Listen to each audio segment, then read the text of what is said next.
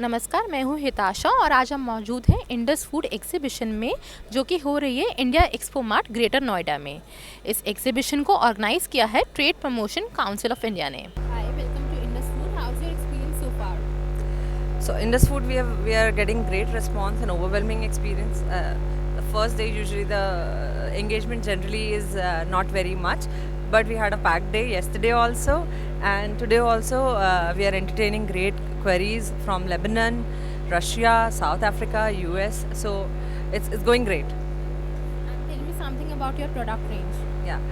So ours is a company established in 1975. We will be closing 50 years in the coming 2 years, and with a humble beginning with two products, we have now risen to the whole range of spices and food products that includes pasta and oil, vermicelli, besan, sattu, numerous. We have 80 plus products and 180 plus SKUs, and we are getting great response here.